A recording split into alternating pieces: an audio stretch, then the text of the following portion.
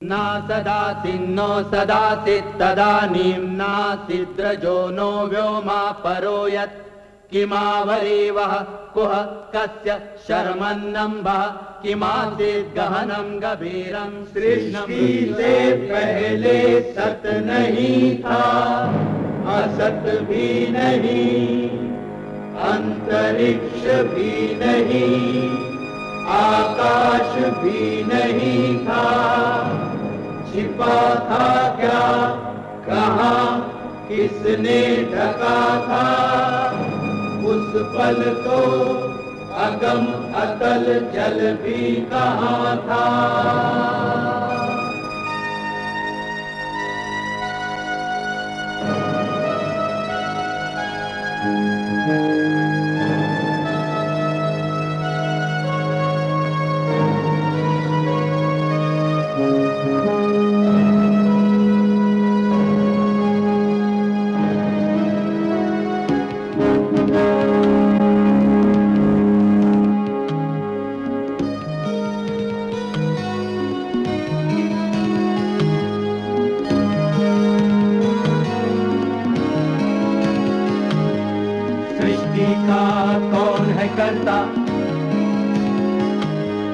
करता है वा अकर्ता,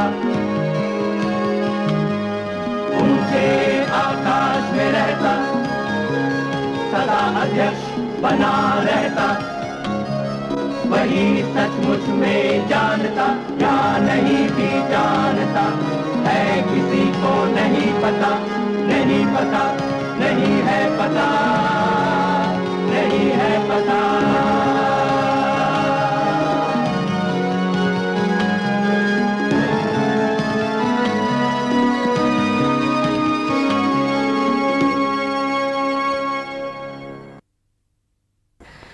चौदहवीं सदी की शुरुआत में दक्षिण में दो बड़ी सल्तनतों की स्थापना हुई थी, बहमनी सल्तनत और उसके दक्षिण में विजयनगर।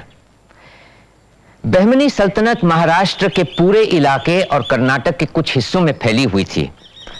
वो 150 साल तक कायम रही। उसमें तंग नजरी थी, कत्लो गारत थे, जुल्म था। अमीरों और सुल्तानों की अयाशी के बरखिलाफ थी आम जनता की गरीबी और बदहाली।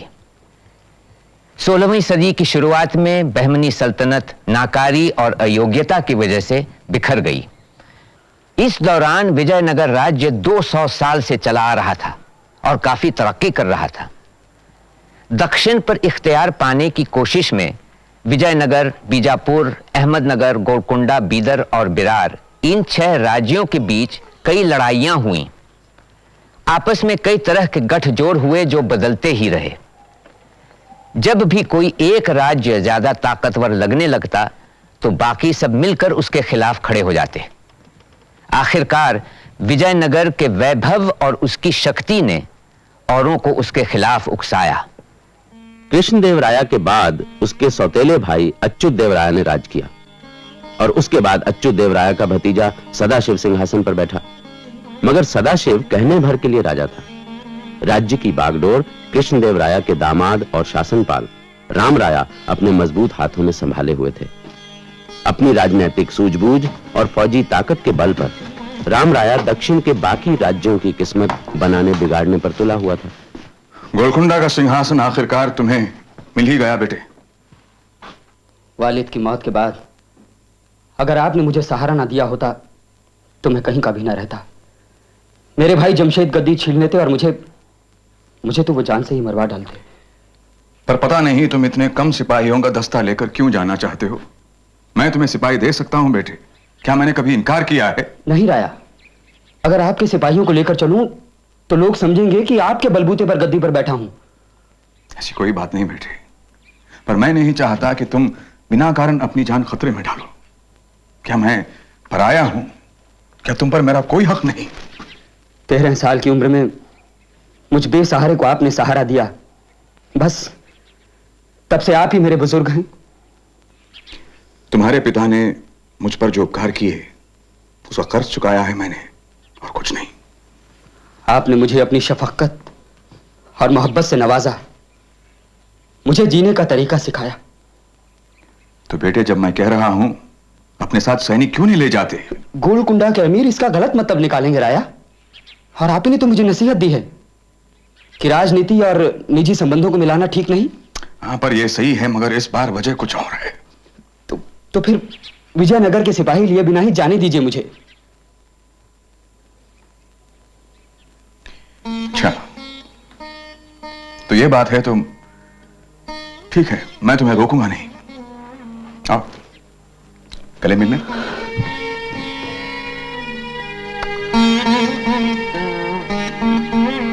तुम चले जाओगे, तुम्हारी कमी हमें सताएगी।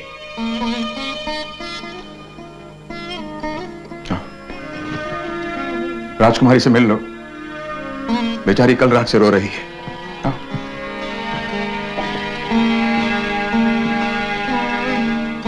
अम्मा, मुझे आशीर्वाद दें, मैं गोलकुंडा जा रहा हूं।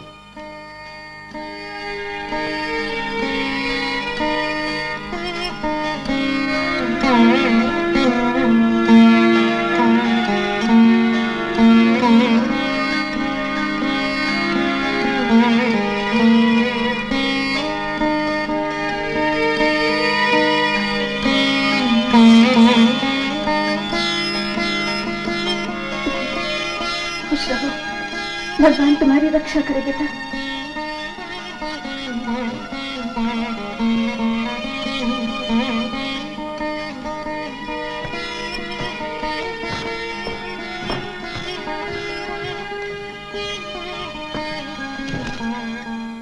नमस्कारम।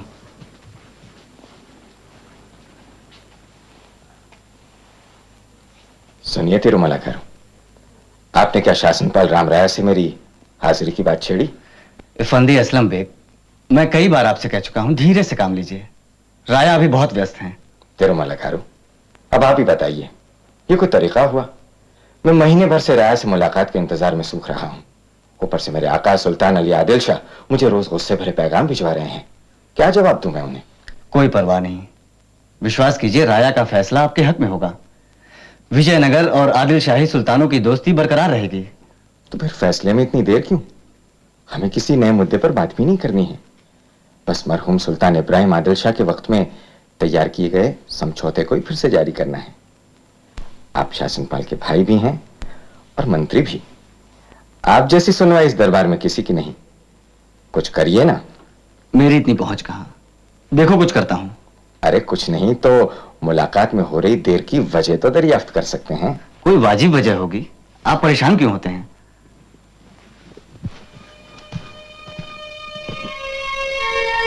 राजदूत के लिए सब्र की सलाहियत सीखना बहुत जरूरी है। अब देखो, हम बेग को सब्र सीखने का बहुत अच्छा मौका दे रहे हैं। बेग से ज्यादा बेसब्री उसके आका आदिल शाह को है। तो फिर आदिल शाह को कुछ और दिन इंतजार करना होगा। उसका क्या फायदा?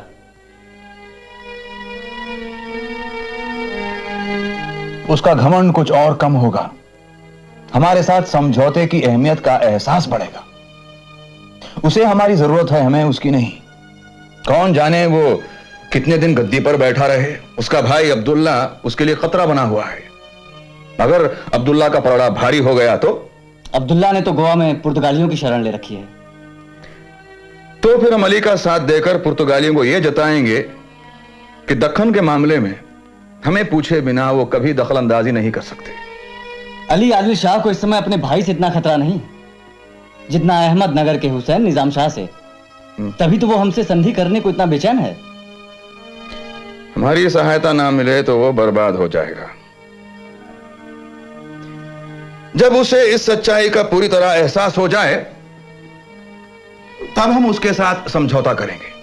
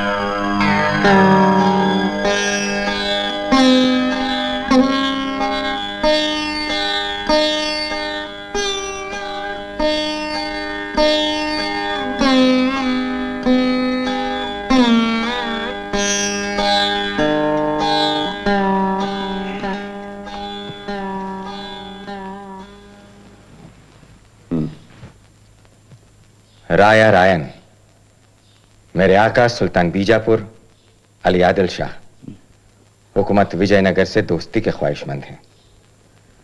सुल्तान की दिली तमन्ना है कि उनके वालिद मरहूम सुल्तान इब्राहिम आदिल शाह पर राया की जो नजर करम थी उसके साये में उनको भी राहत मिलती रहे। सुल्तान की गुजारिश है कि अब जल्दी मुआहदे पर दस्तखत कर दें। फंदी बेग, आशा है आपकी खातिरदारी में कोई कसर नहीं रही। राया आपकी मेहमान नवाजी तो मशहूर है। सुल्तान ने मजीद अर्ज किया है कि क्या आप पहली बार विजयनगर आए हैं? एक बार पहले भी आने का शर्फ हासिल हुआ है राया, पर बहुत कम अरसे के लिए। तो इस बार शहर को ठीक से देखने की काफी फुर्सत मिली होगी आपको। कैसा रहा हमारा ये विजयनगर? शहर तो बहुत वसी और खूबसूरत है राया। राया, जिन नटों को आपने बुला भेजा था वो आ गए। बुलाओ बुलाओ उन्हें अंदर बुलाओ। फंदी बेग, आप इन नटों का खेल जरूर देखें, बड़े अनोखे करतब दिखाते हैं। राया, नटों के करतब देखना इतना जरूरी नहीं जितना कि समझौते पर फैसला करना। अब समझौते में और देरी।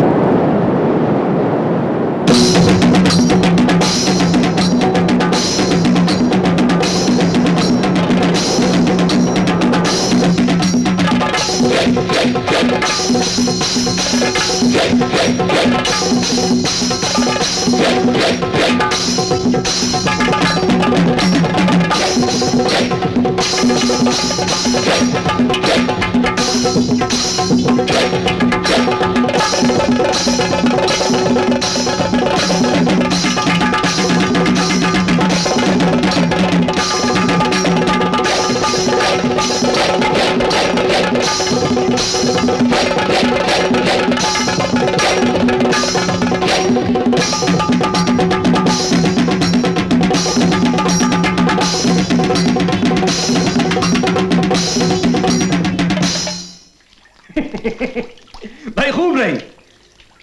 बीजापुर के सुल्तान के सफीर पर गवार नटों को तरजीह दी गई। आप क्या इतने हफ्ते वहां झक मार रहे थे? या फिर किसी के इश्क में मुब्तला हो गए थे? हुजूर, इस तरह बाह मत हिलाइए। सुल्तान, राम राय ने ऐसा सलूक करके मेरी नहीं आपकी बेइज्जती की है। कोई तहरीरी पैगाम भेजा उन्होंने? उसकी नौबत ही कहां आई हुजूर। राया फरमाते हैं कि अगर आपको उनकी दोस्ती दरकार हो तो खुद जाकर मिलिए, एलची से काम नहीं चलेगा। उनकी ये जरूरत? मैं ठहरा बीजापुर का सुल्तान, वो महज एक शासनपाल। मैं जाऊंगा उनके पास, वो यहां क्यों नहीं आ सकते? उन्हें तैयार कैसे करें हुजूर? वो अपने आप को हमसे ज्यादा बुलंद और ताकतवर साबित करना चाहते हैं। उनसे कहो हमें समझौता नहीं चाहिए। हुजूर, जल्दबाजी से बात और बिगड़ जाएगी। अहमदनगर के हुसैन निजाम शाह पहले ही से हमारी सरहद पर जमे हुए हैं। अब इब्राहिम कुतुब शाह भी आन पहुंचे, इसलिए विजयनगर से दोस्ती करनी ही होगी और आपको राम राय के पास जाना पड़ेगा। उनके सामने मैं अपने हाथ जोड़कर अपने आप को जलील नहीं करूंगा। हुजूर, जिल्लत से बचना और बात बनाए रखने की एक तरतीब है, अगर आप मान जाएं। हाल ही में राया का चहेता बेटा गुजर गया, आप पुरसे के बहाने वहां जा सकते हैं।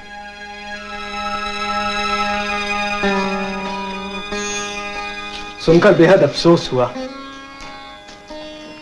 किसी अजीज का अचानक गुजर जाने से खलासी रह जाती है और उस खालीपन को दूर करना बहुत दर्दनाक है।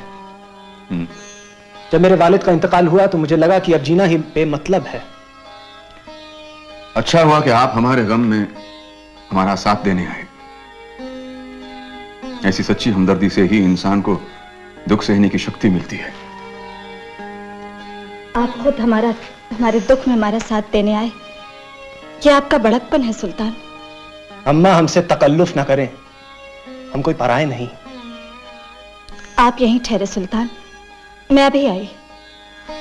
जो आपकी मर्जी अम्मा।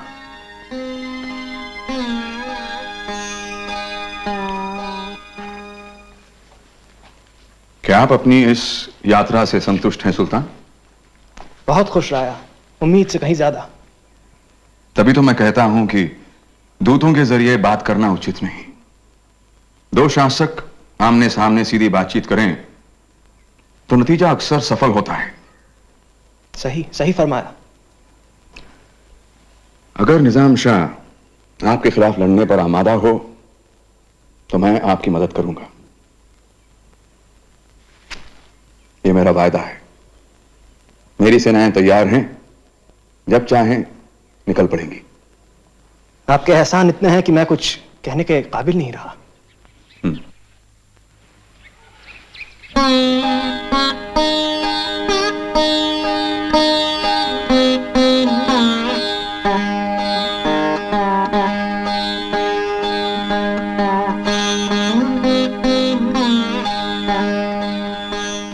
एक पुत्र खोकर मानो मैंने दूसरा पा लिया हो।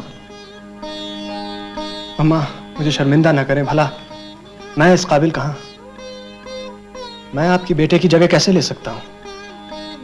क्यों रहा, कुछ गलत तो नहीं कहा? भाई, मैं इस विषय के बारे में कुछ नहीं कह सकता। यह राजकुमारी का मामला है। इस महल में वही चलता है जो ये चाहती। तुम इनकार नहीं कर सकते। इनकार की जुर्रत कहां, लेकिन ये मोहब्बत का इजहार, ये इज्जत, मैं इस काबिल नहीं। सुखी रहो। अब तुम हमारे दोस्त ही नहीं, घर के सदस्य भी हो। आओ बेटे। आखिर ये आदमी है क्या? पहले मंसूबा बना के मुझे जलील किया, फिर बेहुदा और रूखे पैगाम भिजवाए, फिर जब मैं उनके दरबार में ख्वार और नाशाद होकर पहुंचा तो अचानक अपना रुख पलट दिया। मेरी इतनी ज्यादा इज्जत की कि मैं शर्मिंदा हो गया। इतना ही नहीं, मेरे सर पर शफकत का हाथ रखा और राजकुमारी तिरुमलंबा मुझे अपना बेटा मानने लगी। मुझे कुछ समझ नहीं आया कि इसके पीछे कौन सा राज है। हुजूर, बात पर सीधी और सपाट है। पहले जब उन्होंने आपसे रूखा बर्ताव किया तो वो ये जताना चाहते थे कि बीजापुर उनकी नजरों में कितना हैच है। फिर जब आप बिन बुलाए उनकी खिदमत पे पहुंच गए तो उन्हें अपनी फराखदिली दिखाने में कोई उजरे नहीं रहा और झट समझौते पर भी तैयार हो गए। और समझौता भी कैसा? अगर वो चाहते तो हमारे सामने कड़ी शर्तें रख सकते जो हमें कड़वी घूंट की तरह पीनी पड़ती, लेकिन ऐसा नहीं हुआ। शर्तें भी वाजिब हैं। हुजूर, गलतफहमी में मत रहिए। राया बिना अपना फायदा देखे किसी को कुछ देते नहीं है। जब रायचूर और दोआब उनके कब्जे में हैं तो बीजापुर से उन्हें क्या दरकार? आपको मुतमईन करके अगर वो पूरे दक्कन पर अपनी साख जमा लें तो उन्हें और क्या चाहिए?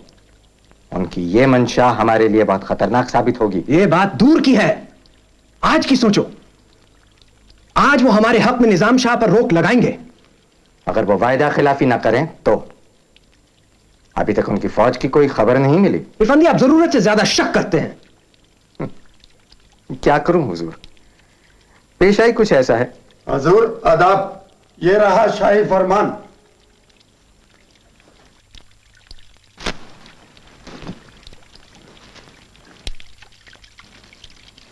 विजयनगर की फौज निजाम शाही सरहद पार कर चुकी है। देखा, राया ने अपना वायदा पूरा किया। हुजूर, अब जब राया मैदान में उतर पड़े हैं तो क्या इब्राहिम कुतुब शाह भी पीछे हट जाएंगे? बिल्कुल। कुतुब शाह की इतनी हिम्मत कहां कि वो राया के खिलाफ हथियार उठाए। हमारे खिलाफ उसे हथियार उठाने की हिम्मत कैसे हुई? वो अच्छी तरह जानता है कि मैं इस लड़ाई में हाथ डाल चुका हूं, फिर भी तुम्हारे प्रिय इब्राहिम ने डटे रहने का फैसला किया है। उसकी दुश्मनी आपसे नहीं, अली आदिल शाह से है। तुम उसकी तरफदारी मत करो। मैं उसे अच्छी तरह जानता हूं। वो जानबूझकर पीछे नहीं हट रहा। विश्वास नहीं होता। हां, मगर सच्चाई यही है। शायद उसे ये लगता हो कि आपका अली आदिल शाह की तरफदारी करना सिर्फ एक औपचारिकता है। ऐसा तो कोई मूर्ख ही सोचता है, और इब्राहिम कोई मूर्ख नहीं, वो जानबूझकर हमारा विरोध कर रहा है। आपका विरोध करके उसे मिलेगा क्या? वो शांति कायम करने में एक बड़ी भूमिका निभाना चाहता है। तब तो ये एक समझदारी की चाल हुई। ना, आप तो यही कहती। आप ही तो कहते थे कि वो आपका होनहार चेला है, आपको तो गर्व होना चाहिए। हाँ हाँ हाँ, इतना होनहार चेला कि वो मेरे सारे उपकारों को भूल गया, अपने थोड़े से लाभ के लिए मेरी ही छाती पर चढ़ गया। आप कोई गुप्तचर क्यों नहीं भेजते? मुझे पूरा विश्वास है आपका संदेशा पाते ही वो अपना इरादा बदल देगा।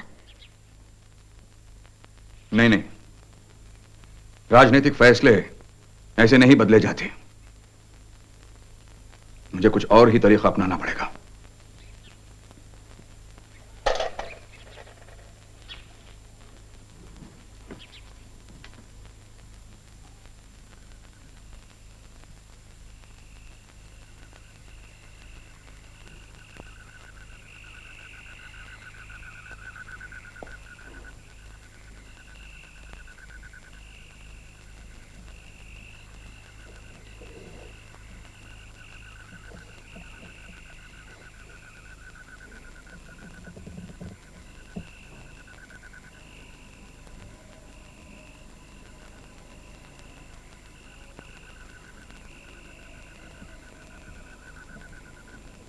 कौन है?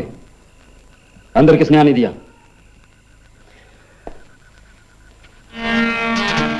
राया, आप यहां कैसे?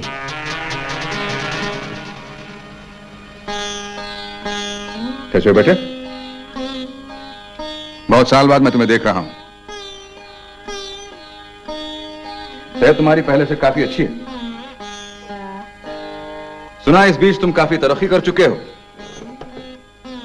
एक सुल्तान के लिए ऐसा ही होना चाहिए। आप मुझे बुलवा लेते, कम से कम अपने आने की इत्तला तो कर देते, ताकि मैं शान से आपका इस्तकबाल तो कर सकता। नहीं नहीं भाई, ऐसी कोई बात नहीं है। तुम्हें देखने की इच्छा थी तो चला आया। रानी तिरुमलंबा भी तुम्हें याद कर रही थी।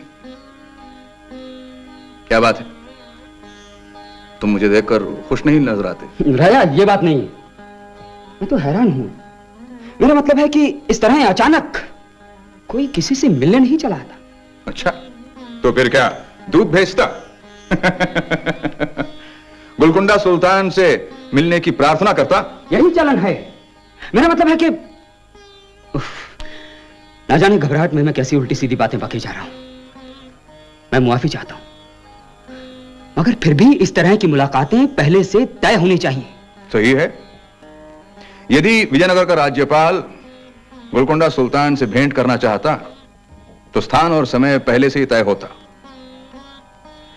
लेकिन जब रामराया अपने पुराने दोस्त से मिलने आए तो यह निजी मुलाकात हुई। वहां शिष्टाचार का क्या काम? देखो भाई, तुम हमसे मिलने नहीं आए तो हम ही आ गए। यकीन मानिए राया, मैंने कितनी बार आपसे मिलने का फैसला किया, लेकिन चाहते हुए भी मैं विजयनगर नहीं आ पाया।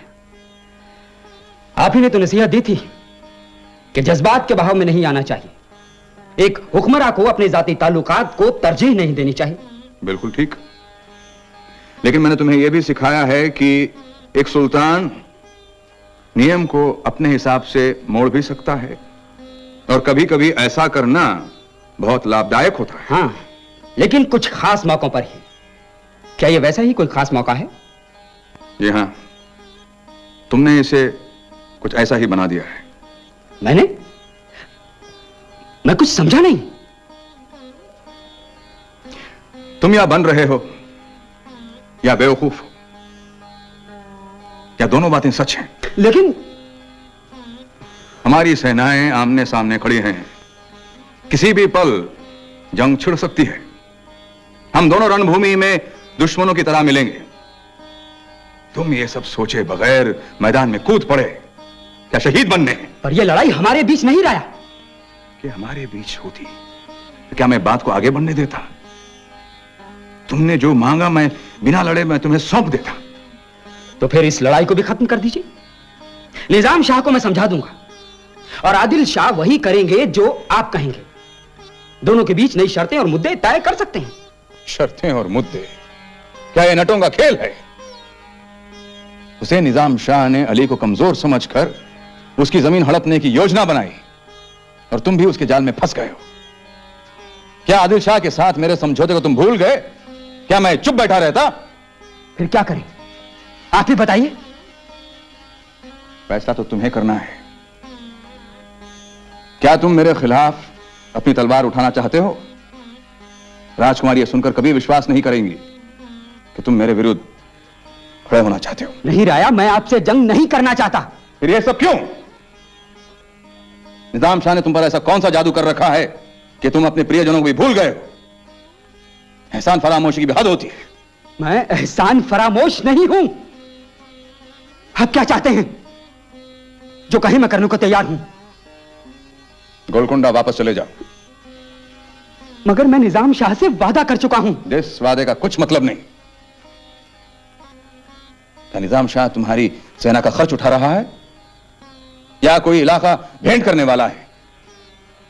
कुछ निजी फायदा नहीं, फिर भी तुम मुझसे लड़ना चाहते हो, क्यों? मैं भी आपकी देखा देखी सियासतदां बनने चला था राया। मैंने सुना कि तुम एक विशेष योजना बनाकर मेरे खिलाफ लड़ने वाले हो। पर अब लगता है यह योजना तुम्हारी नहीं, निजाम शाह की थी और तुम उसके खेल के सिर्फ एक मोहरे हो। अब मैं निजाम शाह से क्या कहूं? कुछ नहीं कहोगे। एक सुल्तान को अपनी राय बदलने का हक होता है। हां, और आइंदा सोच समझकर कदम उठाना बरखुरदार। तुम्हें रोकने के लिए मैं सदा नहीं रहूंगा।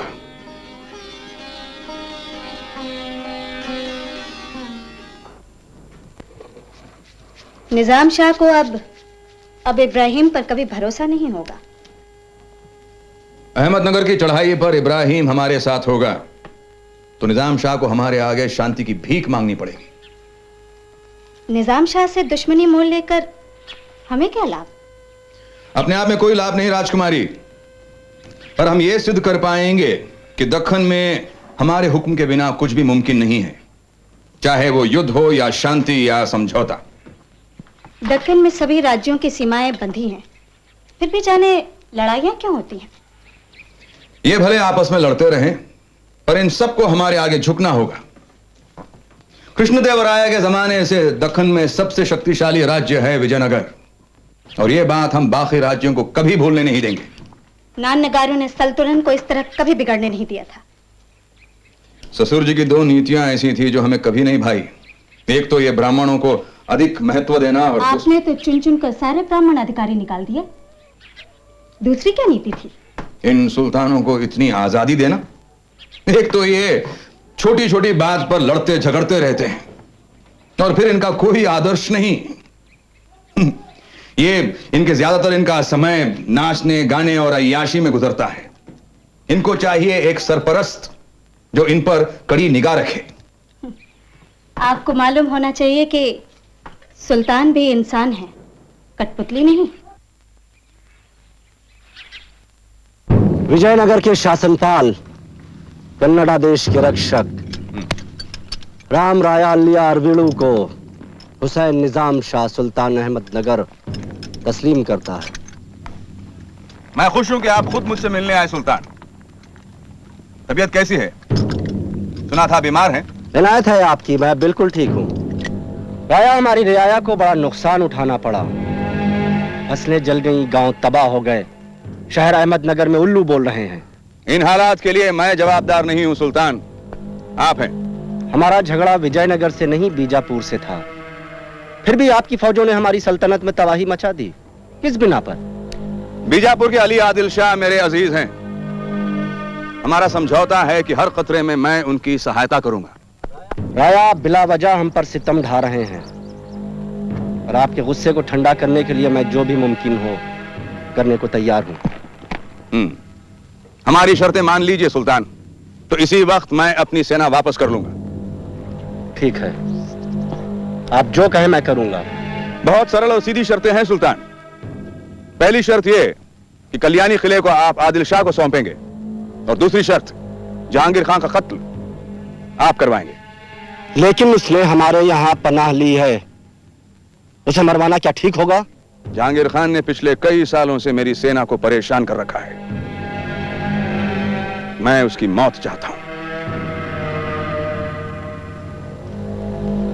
ठीक है, अगर आप यही चाहते हैं तो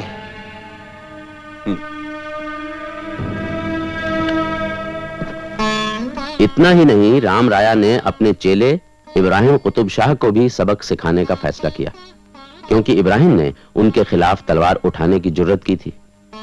इब्राहिम कुतुब शाह को जुर्माने में 3 किले देने पड़े। राम राया को अपनी ताकत पर इतना विश्वास था कि उसने अली आदिल शाह से भी अपनी दोस्ती की कीमत वसूलने की कोशिश की। राया, बागलकोट, यादगीर और मुडगल के किले हमेशा से बीजापुर के रहे हैं, उन्हें आप कैसे ले सकते हैं? बकवास! ये किले कुछ समझौतों के तहत हमें सौंप दिए गए थे। वो समझौते हमारे मर्जी के खिलाफ हम पर लादे गए थे। सुल्तान का पैगाम फिर से दोहराता हूं, बागलकोट, तुम इसी वक्त यहां से दफा हो जाओ। मैं अली के साथ खुद बात करूंगा। निकालो इसे यहां से।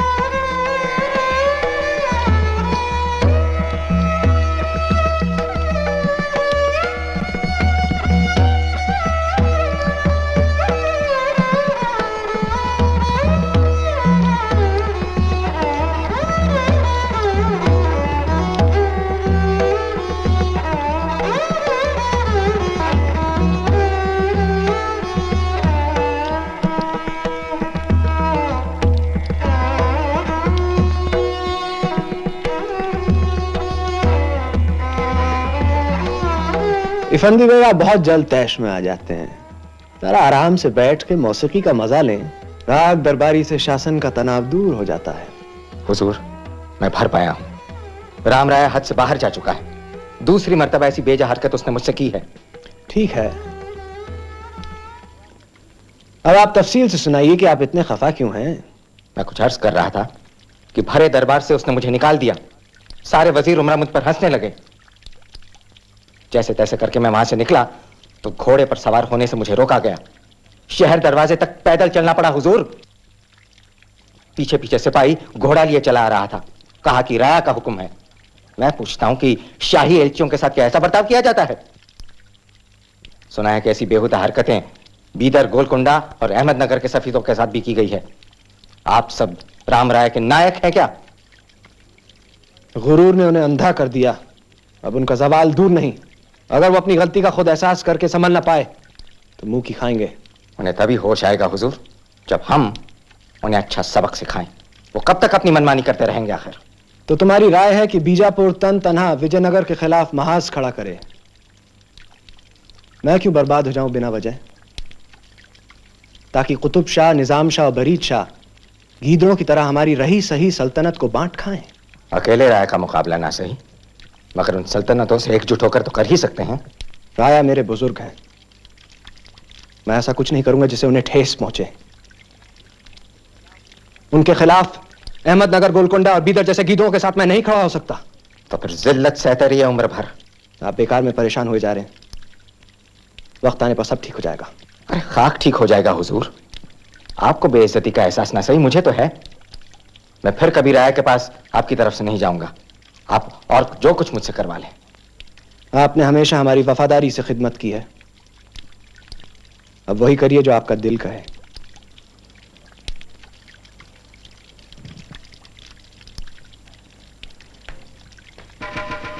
निगाह रूबरू होशियार हुजूर, यहाँ 2 सीढ़ियां हैं। ये बखेड़ा लेकर तुम मेरे पास क्या आए हो भाई? ताज्जुब है तुमने इसका जिक्र अपने मालिक से नहीं छेड़ा। हुजूर, उन्हें कहते कहते मेरी जुबान सूख गई, लेकिन वो अपने खास ताल्लुकात की वजह से राया के खिलाफ कोई कदम उठाना नहीं चाहते। ये कमबख्त हम सब रूबरू हुजूर, 2 सीढ़ियां और हैं। ये कमबख्त हम सबको ले डूबेगा। इनके खास ताल्लुकात के एवज हमें भारी रकम चुकानी पड़ी है। लेकिन हुजूर, सुल्तान अली आदिल शाह अपने कौल के पक्के हैं। हाँ, अपने हमदीन बरादरान के साथ तो उनका सलूक अबतर है, पर उस काफिर से बड़ी वफादारी जताते हैं। पर उससे वफादारी क्या जो तुम्हें जलील करने पर तुला हो। लेकिन हुजूर, बिना बीजापुर के राया के खिलाफ कोई महाज नहीं बन सकता। सही है, पहले गोलकुंडा और बीदर को अपनी तरफ करते हैं। मैं तुम्हें उनके नाम एक खत देता हूं जी। अगर वो तैयार हो जाए तो हमारा मुश्तरका पैगाम लेकर अपने आका के पास जाओ। हुजूर, हम भी देखते हैं कि कब तक अलग रहेंगे। आइए हुजूर।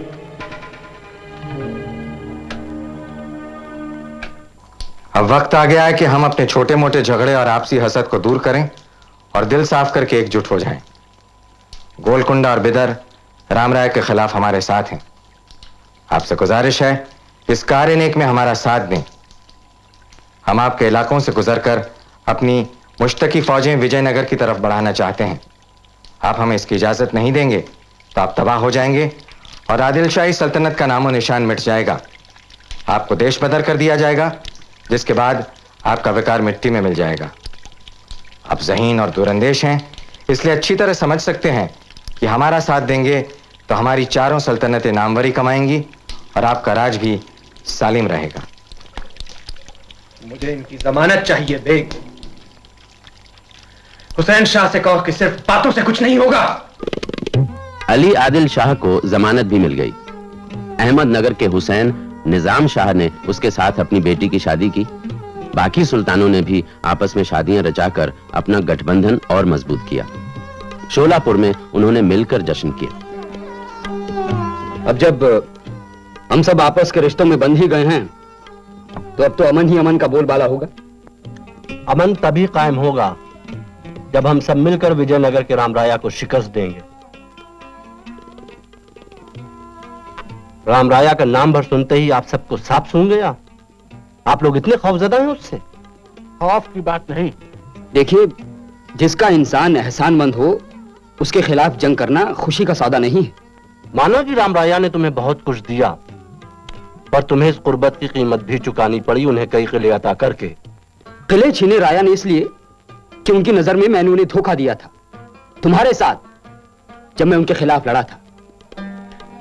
कुछ भी हो, मैं उनके एहसानों को नहीं भुला सकता। और नहीं मैंने खुद उनकी फराकदिली देखी है, पर हमारी उनके साथ कोई जाती दुश्मनी नहीं है, ये याद रहे। तो फिर जंग की बात ही क्यों उठाएं? इसलिए कि हम सब रामराया के रहम करम पर जिंदा नहीं रहना चाहते। हम सब आजाद हुक्मरां हैं। देखिए, विजयनगर को किले मैंने सिर्फ इसलिए दिए ताकि उनकी फौजें हमारी रियाया को परेशान न करें। तुम एक सुल्तान की तरह नहीं सोच रहे हो इब्राहिम। तुम्हारे ख्यालात पस्त हैं, उनमें दूरंदेशी का नामो निशान तक नहीं। फिर आप बताइए हमें क्या करना है? दक्कन की रियासतों के कुछ अपने उसूल रहे, मगर रामराया ने अपने फायदे के लिए हर उसूल को तोड़ दिया। हमारे अंदरूनी मामलात में दखल अंदाजी करते, हमारे आपसी ताल्लुकात बढ़ने नहीं देते। यहां तक कि हमारी सरहदें कहां होंगी इसका फैसला भी वही करते हैं। तो ठीक है, इन सब मसलों के बारे में हम उनसे शिकायत कर सकते हैं। शिकायत से कुछ हासिल नहीं होगा। वो हमारी आजादी की जड़ें काट देना चाहते हैं ताकि हम भी उनके नायकों में शामिल हो जाएं। हर हुक्मरान चाहता है कि उसका इख्तिदार बढ़े, उसकी फौजी ताकत इस काबिल हो कि वो सारी दुनिया को फतेह कर ले। रामराया अपनी फौजी ताकत के बूते पर ही तो हम सबसे मनमानी करता है। वो दक्कन का तवाजुन बिगाड़ चुका है, जो गलती अनजानी कृष्णदेवराया ने कभी नहीं की। अगर हम विजयनगर को अभी नहीं रोक पाए तो आगे चलकर फिर कभी भी नहीं रोक पाएंगे। हमें से कोई तनहा रामराया से लोहा नहीं ले सकता, मगर हम सब मिलकर उसे जरूर सबक सिखा सकते हैं। उनका ये समझौता 2 दिन से ज्यादा नहीं टिकने वाला। देख लेना, वो एक एक करके मेरे पास आएंगे मेरी मदद मांगने। महाराज, अब की बारी कुछ बात ज्यादा ही बढ़ गई है। उन्होंने अपनी संधि को शादी विवाह करके और भी ज्यादा मजबूत कर लिया है। गुप्तचरों की सूचना है हुसैन शाह की एक लड़की चांद बीवी अली आदिल शाह से ब्याही गई और दूसरी लड़की जमीला इब्राहिम कुतुब शाह से। फिर अली की बहन बीवी हदिया सुल्तान हुसैन शाह के बेटे मुर्तजा से ब्याही गई। उनकी एकत्रित सेनाएं आक्रमण के लिए तैयार खड़ी हैं। इन सब का कुछ नहीं होना, जल्द ही वो एक दूसरे की बोटियां नोचने लगेंगी। मैं आपसे विनती करती हूँ राया कि इस मामले को गंभीरता से लें, इससे पहले कि उसके कदम इस धरती पर पड़े, हमारे किसानों को सताए और हमारे गांव बर्बाद करे। आप किसी तरह उनकी संयुक्त सेना को तोड़ गिराएं। प्रजा आपको अपना एकमात्र रक्षक समझकर आप ही के सहारे जी रही है। उन पर दया करें राया। ठीक है, सभी नायकों को अपनी टुकड़ियों के साथ आने को कहो, उन्हें कीमती उपहार देने का प्रबंध करो। तिरमला, तुम कृष्णा नदी के पास वाले किलों पर अपनी फौज जमाओ ताकि दुश्मन नदी पार ना कर सके। मुख्य सेना को लेकर मैं आगे बढ़ूंगा। बिस्लपा, ये सारी तैयारियां फौरन करो। मैं उन कुत्तों को विजयनगर की असली शक्ति दिखाऊंगा। सिपाहियों आगे बढ़ो! सिपाहियों आगे बढ़ो!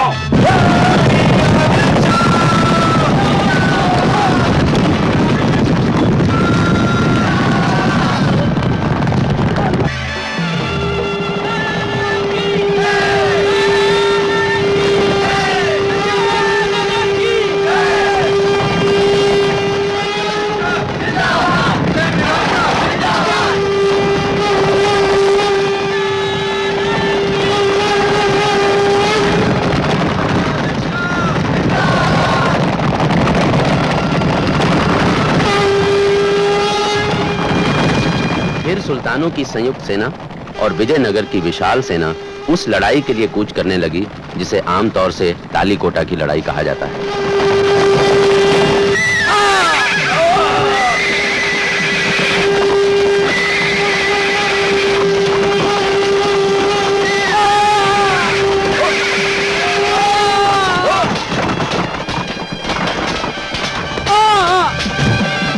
आगे बढ़ो!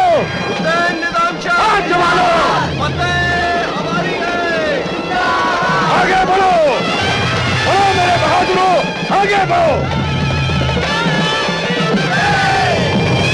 सहाय करो!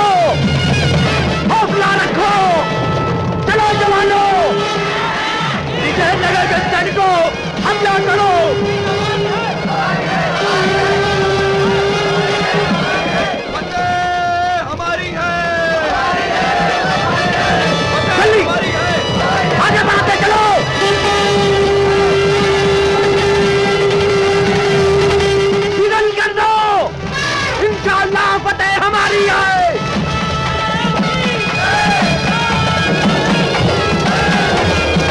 सिपाहियों घोड़ा डालो! जल्दी जल्दी करो! सिपाहियों हमला करो! जान की बाजी लगा दो! हमला करो!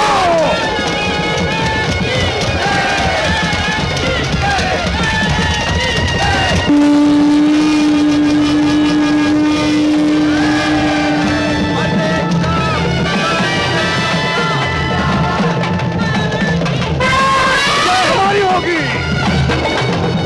खेल लो! शाबाश! अब राया की फौज को कुचल दो! दो पे चलाओ!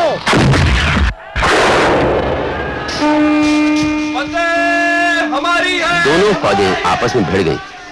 तोपों के धमाकों से इतना धुआं उठ रहा था कि हाथ को हाथ नहीं सूझता।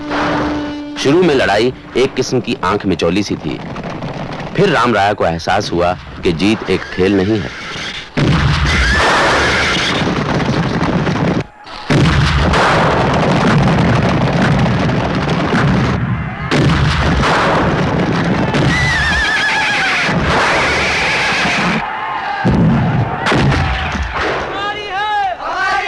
हुसैन शाह को अपनी तरफ से यह एहसास हुआ कि राया की फौज से उसके सिपाही जीत नहीं सकेंगे। फिर उसने अपनी जान की बाजी लगाई। हमारा खेमा यही लगाओ बीच राह में। हुजूर ये आप क्या कह रहे हैं? रात अनाथ का हुक्म तो तभी दिया जाता है जब कोई अपनी जान की बाजी लगाए। अब हम मरेंगे या फतह याब होंगे, मगर यहाँ से पीछे नहीं हटेंगे।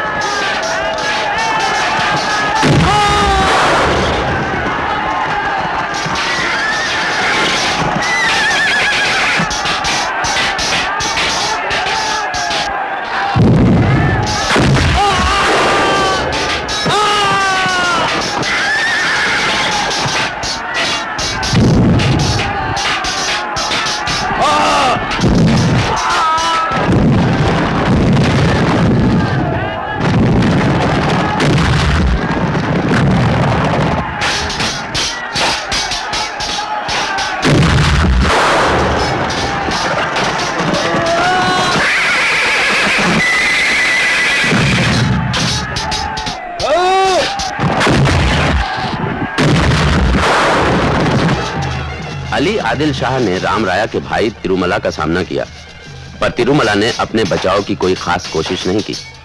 तिरुमला रणभूमि छोड़ भागा तो अली आदिल शाह ने राम राया की सेना पर पीछे से वार किया।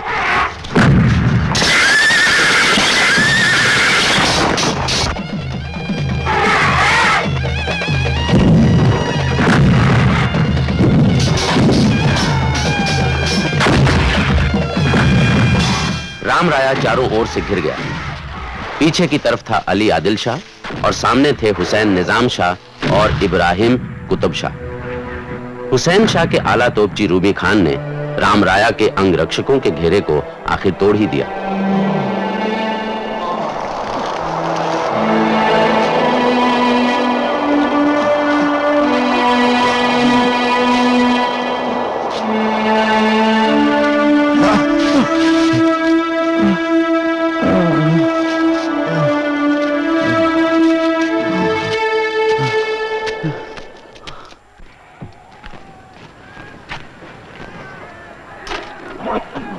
राया, जाओ तुम लोग, जाओ। क्या आपको चोट लगी है राया? बोलिए। अच्छा तो राया यहाँ है। हुजूर आप बातों में मत पड़िए, फौरन इनका कत्ल कीजिए, वरना मेरे आका सुल्तान अली आदिल शाह इन्हें किसी महफूज जगह ले उड़ेंगे। आप अपना बदला लीजिए। हुसैन शाह को बुला के लाता हूँ। राया, कैसे हो इब्राहिम? अच्छे सुल्तान बन गए हो।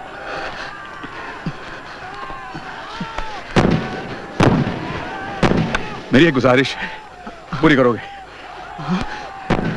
अपनी तलवार उठाओ इब्राहिम। अपनी तलवार उठाओ इब्राहिम। नहीं राया, अपनी तलवार उठाओ इब्राहिम। नहीं, नहीं। अगर मैं किसी के हाथ मरूं, मैं अपने बेटे के हाथ मरना चाहता हूं इब्राहिम। मैं अपने बेटे के हाथ मरना चाहता हूं इब्राहिम। मेरी आखिरी विनती है इब्राहिम, लोगों के आने से पहले इब्राहिम।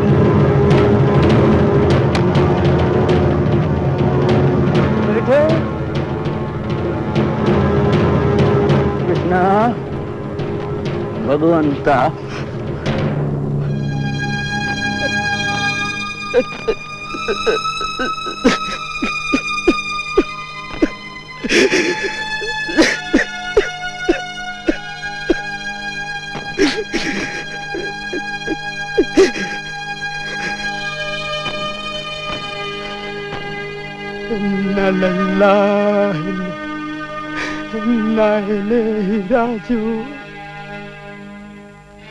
राम राया के सिर को नेजे पर लटकाकर उसकी सेना में फिराया गया।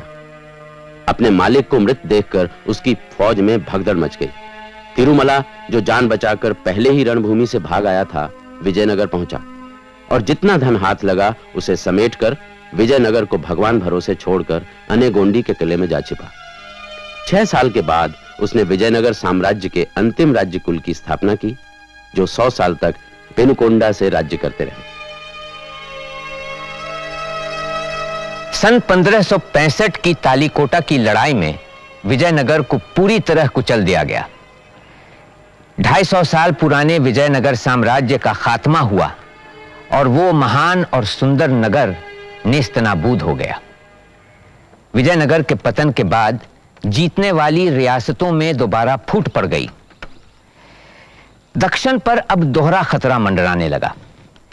एक खतरा था दिल्ली के मुगलों से और दूसरा समंदर के रास्ते आए पुर्तगालियों से, जिन्होंने सन 1510 में गोवा पर कब्जा कर लिया था। इतिहास में शायद पहली बार हिंदुस्तान में यूरोपी हमलावर आने लगे। हिरण्यगर्भात् समवर्तताग्रे भूतस्य जातः पतिरेक आसीत् सदाधार पृथिवीं व्यामुते मां कस्मै देवाय हविषा विधेम। वह था हिरण्यगर्भ सृष्टि से पहले विद्यमान, वही तो सारे भूत जात का स्वामी महान।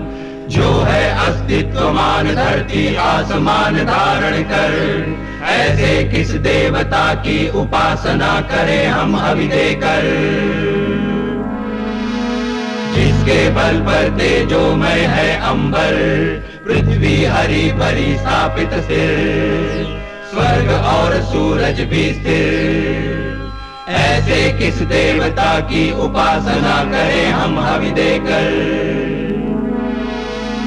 गर्भ में अपने अग्नि धारण कर पैदा कर, व्यापा था जल इधर उधर नीचे ऊपर, जगा जो देवों का एकमेव प्राण बनकर, ऐसे किस देवता की उपासना करें हम हवि देकर।